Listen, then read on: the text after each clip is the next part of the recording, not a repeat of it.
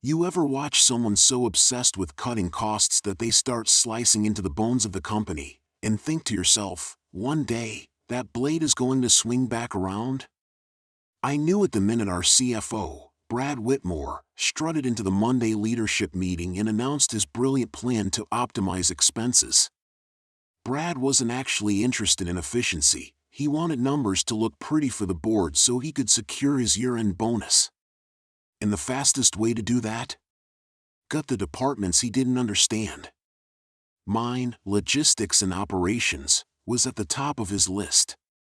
The trouble for Brad was that our company wasn't a lemonade stand. It was a defense contractor with naval contracts worth billions. And while he thought he could impress the board by trimming operational spending, he didn't realize one critical thing: the Navy doesn't take kindly to incompetence dressed as initiative. Rear Admiral Knox, our liaison, had warned Brad 3 times that the shipping redundancies he wanted to eliminate weren't waste, they were federal compliance requirements. Knox even spelled it out for him. But Brad never listened to anyone who made less money than he did, especially a guy in uniform who wasn't impressed by corporate jargon. I kept my mouth shut at the time, because hey, race the thing about corporate warfare, sometimes you don't stop your enemy from digging, you just make sure they keep the shovel. Brad removed backup carriers, cut inspection budgets, and laid off half the on-ground coordinators, bragging that he had saved the company nearly $8 million in operational bloat. Meanwhile, I watched the disaster take shape like a storm on radar. The Navy shipment scheduled for May, the biggest contract of the year, was now vulnerable to every supply chain hiccup imaginable. And hiccups always happen. They happened. Hard. A fuel shortage on the West Coast, a mechanical delay at the depot, a paperwork error from an overworked coordinator. Any one of those problems would have been manageable if Brad hadn't gutted the support systems. Together, they formed a perfect storm that stalled a mission-critical Navy delivery by 9 days. 9 days in defense logistics is an eternity. I knew the fallout was coming. What I didn't expect was how brutally direct it would be. Admiral Knox arrived in person. Not a call. Not an email. Not a sternly worded memo. He walked straight into the boardroom wearing full dress whites, ribbons gleaming like a wall of judgment. Every executive straightened like schoolchildren caught cheating. Meanwhile, Brad looked like someone had replaced his spine with wet paper. The Admiral didn't even sit.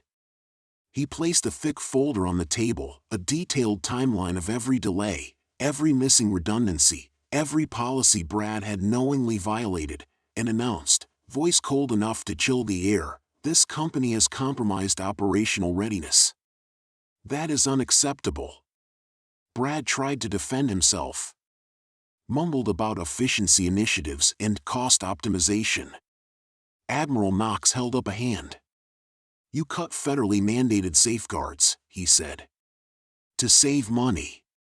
And you lied about your understanding of Navy protocols." Then, as if he had rehearsed the line for dramatic effect, he added, "This wasn't cost-cutting. This was sabotage through incompetence." You could practically hear Brad deflate. Then Knox said the part that changed everything: "Fortunately, your operations manager documented each violation." Every head turned to me. I didn't say a word, I didn't need to. The Admiral opened the folder, where my reports, warnings, and time-stamped emails were stacked in neat chronological order. Proof that Brad had been told. Proof that he had ignored it. Proof that he had personally sunk the company into a compliance nightmare. Without his documentation, Knox continued, this incident would have cost the Navy millions and resulted in termination of our contract. Instead, we know exactly who is responsible. Brad was fired before the meeting ended. Not escorted out, removed. Badge deactivated, email killed, security waiting. He didn't even get to collect his plants. The board called me back in later that afternoon. No theatrics, no fancy speeches. Just one question: Can you take over as interim CFO while we restructure? I accepted. Brad's cost-cutting scheme was supposed to make him the hero of the fiscal year. Instead, it handed me his job, exposed his incompetence to federal officials, and permanently tarnished his reputation in the industry. Last I heard, he was consulting for a mid-sized tech startup far away from anything involving government oversight. A mercy, honestly, because if the Navy had pushed harder, he wouldn't have had a career left at all. Funny thing about corporate chess, some people think the best move is cutting corners. But corners are exactly what get you caught. And when a Navy admiral is watching the board, well, you better believe every move is going to be exposed. Brad didn't go quietly. Of course he didn't. Men like him never do, they cling to dignity like it's a lifeboat even when the ship has already sunk. He protested in the hallway, whispered frantically to anyone who would listen, and even tried calling the VP of Finance on his way out. But the board made one thing crystal clear: his termination was non-negotiable, and the Admiral had already filed a preliminary incident report. No amount of corporate spin could save him. When the dust settled, everyone expected me to feel triumphant. Some even congratulated me, the kind of tight-lipped congratulations that sound polite but carry an undercurrent of "thank God it wasn't me." But triumph wasn't what I felt. What I felt was clarity, sharp and cold, like stepping out into winter air. For the first time in years, the company wasn't being steered by someone who treated compliance like a suggestion and logistics like a spreadsheet entry. For the first time, decisions would be made by someone who actually understood how the system worked. The real surprise came 2 days later, when Admiral Knox returned, not in full uniform this time, but in a fitted Navy blazer, casual by military standards. He stepped into my temp CFO office, looked at the stacks of reports I was buried in, and said, "You're cleaning up a mess you didn't make." I shrugged. Not the first time. He sat down across from me, folding his hands with the crisp precision of someone who'd learned discipline before he learned how to shave. "Whitmore thought compliance was a nuisance. You treated it like part of the job. That's the difference between pretending to lead and actually leading." Coming from him, it wasn't flattery, it was evaluation. "I'll be honest with you," he continued. "I recommended to the board that they keep you permanently. Not because you documented everything, though that saved the contract, but because you understood why the safeguards mattered. Defense isn't about profit margins. It's about reliability." I wasn't sure what to say to that. Praise from a rear admiral isn't the kind you brush off. "Just remember something," he added as he stood. "The higher up you go, the quieter your enemies get. But don't confuse quiet with gone." That stuck with me. In the weeks that followed, the restructuring was brutal. Systems had to be rebuilt. Staff had to be rehired. Navy compliance officers rotated through like a parade of watchdogs, ensuring nothing Brad had dismantled remained broken. I worked late, so late that security started leaving a thermos of coffee on my desk as a silent courtesy. And slowly, the company stabilized. Operations regained their rhythm. The redundancies Brad mocked proved their worth. The Admiral's confidence in us became visible, in meetings, in updates, in the way his tone shifted from weary tolerance to genuine respect. Then came the moment that solidified everything. The board called me into a closed-door session. No advisors. No attorneys. Just the directors, sitting in a half-circle like judges ready to deliver a sentence. "We've reviewed your performance," the chairwoman said. "We've reviewed the Admiral's recommendation. And we've reviewed the state of the company after the incident." A beat of silence. "We'd like to offer you the permanent CFO position." I didn't answer immediately. Not because I doubted myself, because I wanted them to understand that accepting this role wasn't about filling a vacancy left by Brad's greed. It was about reshaping a broken system into something built on competence rather than ego. When I finally spoke, I said one thing: if I take this job, it will be done my way. No shortcuts. No ego-driven cuts. No sabotaging the very infrastructure that keeps us compliant. If you want another Brad, you should go find him now. The chairwoman smiled. We don't want another Brad. So I accepted. The first decision I made as CFO was simple. I reinstated every safeguard, every redundancy, every protective measure Brad had stripped away. Not because the Admiral expected it, because I knew the value of a system that prevents disaster before anyone sees it forming. My second decision was hiring someone new to fill my old role. Someone young, hungry, sharp, and someone I promised to mentor so they never ended up under the heel of a CFO who saw them as expendable. And my third decision? I sent Admiral Knox a handwritten note. Thank you for holding the line when others tried to erase it. We'll make sure this company never fails the Navy again. He responded a week later. Failure wasn't the problem. The wrong people in charge were. Glad to see that's been corrected. Years from now, people may forget Brad's cost-cutting disaster. They may forget his meltdown in the boardroom, his failed excuses, his frantic whispering in the hallway. But they won't forget what came after. They won't forget the lesson that saved the company. Cutting costs doesn't make you a leader. Protecting what matters does.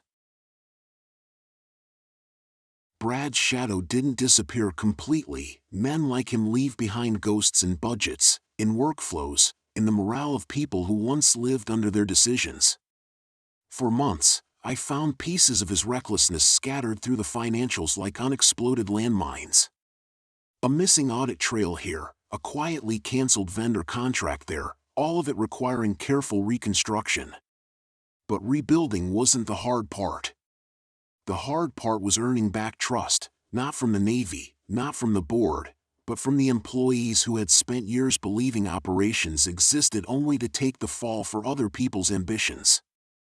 I started walking the floor every morning. Not for show, because I needed to listen. Engineers who'd been afraid to speak suddenly found someone who took notes and followed up.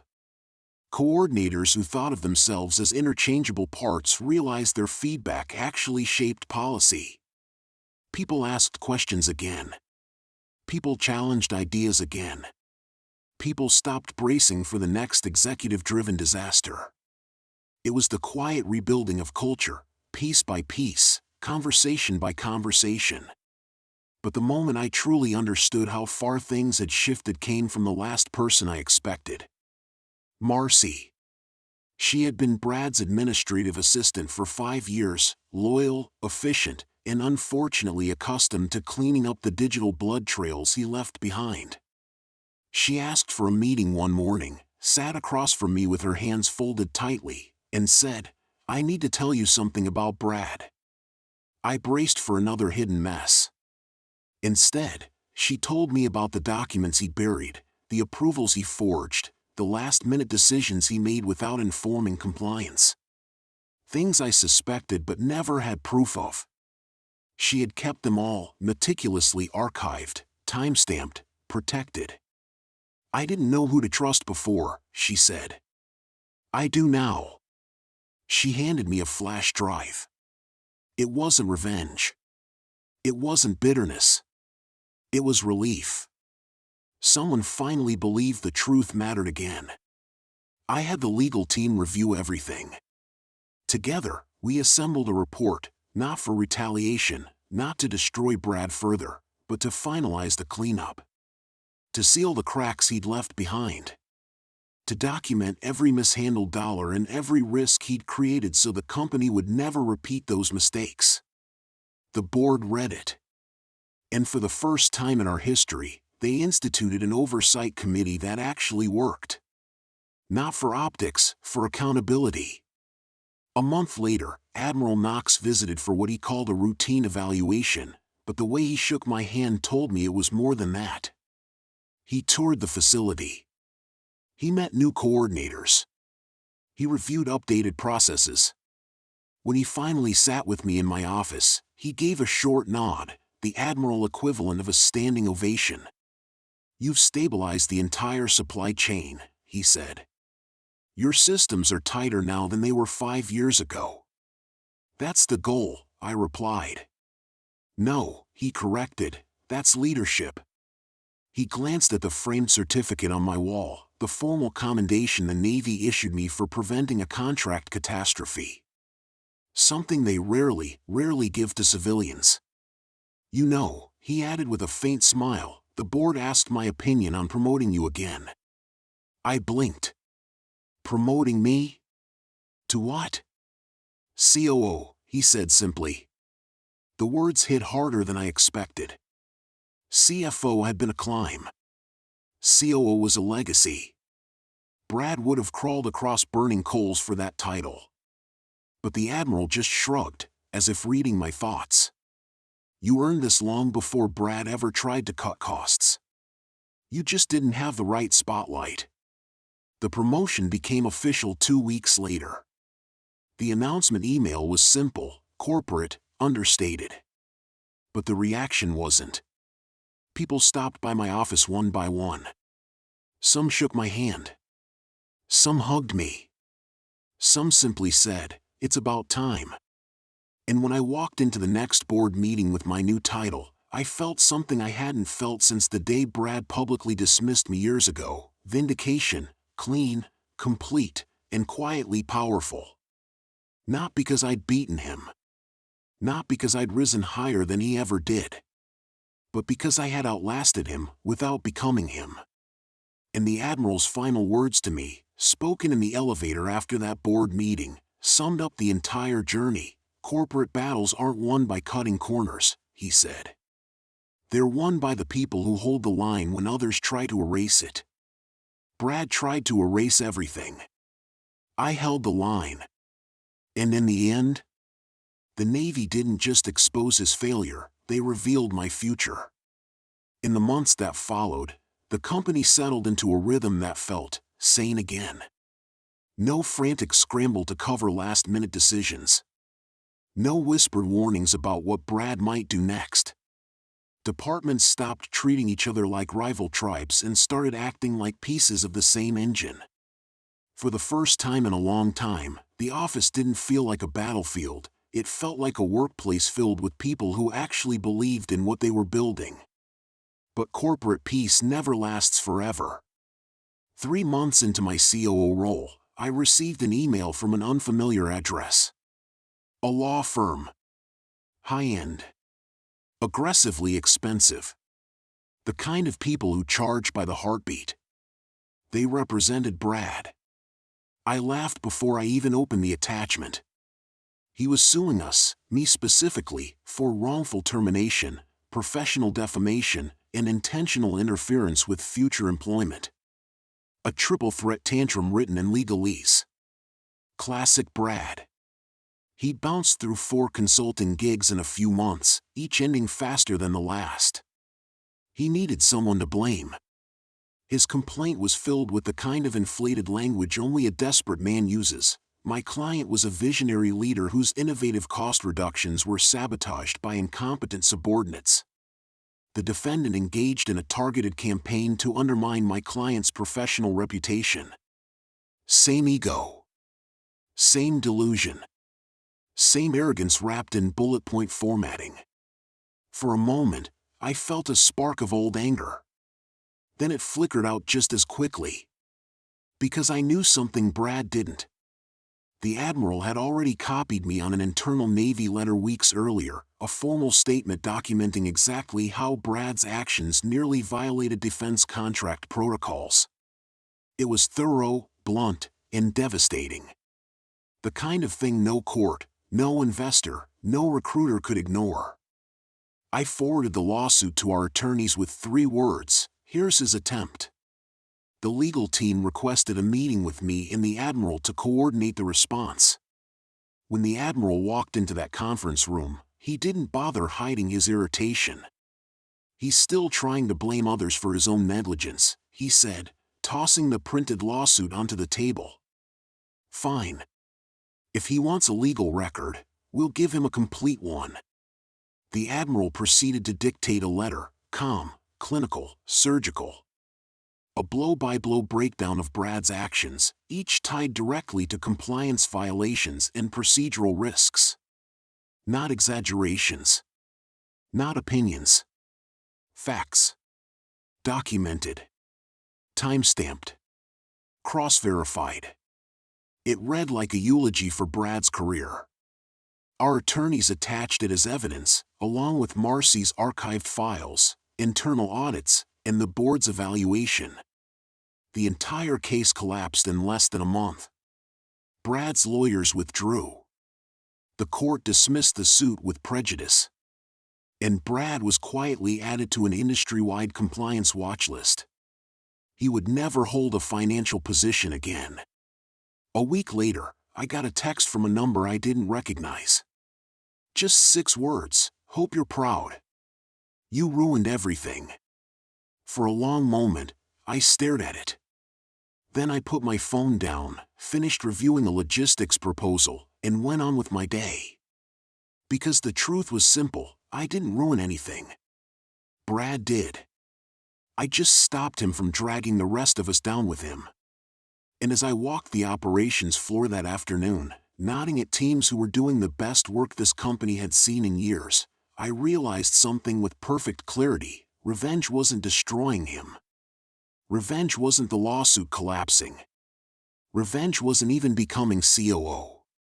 Revenge was this success so steady, so undeniable, so earned, that Brad's obsession couldn't touch it. He tried to cut costs. He tried to cut corners. He tried to cut me out. But the Admiral exposed everything. And in the end, Brad wasn't just defeated. He was forgotten. When the dust finally settled, I realized Brad's downfall wasn't the explosive corporate drama he always imagined would define him. It wasn't a boardroom shouting match or a high-stakes confrontation. It was silence, the quiet, steady erasure of someone who'd built his career on shortcuts, ego, and the assumption that everyone else would clean up after him. The company moved forward without him like a machine with a broken part removed. We hired smarter. We planned tighter. People felt safe again, safe to innovate, safe to question, safe to breathe. And every time I walked past the glass wall outside the conference room where Brad once strutted like he owned the place, I felt a strange kind of peace. His legacy wasn't a threat anymore. It was a reminder. A warning. A lesson. Months later, during a routine operations review, Admiral Knox stopped me on the way out of the building. The man never wasted words, so when he spoke, I listened. "You rebuilt more than a system," he said. "You rebuilt trust. That's harder than any contract." It hit me then just how far everything had come. Not because Brad was gone, but because the team, my team, had risen above everything he endangered. Growth didn't come from revenge, not really. It came from resilience, discipline, and refusing to compromise when the stakes were highest. And as I stood there watching the Admiral leave, I understood something I wish I'd learned years earlier: some people burn themselves down. All you have to do is step back and let the truth light the match. Brad tried to cut costs. The Admiral exposed everything. And I walked away with a career, a team, and a future built on integrity instead of ego. That was the real victory. That was the revenge.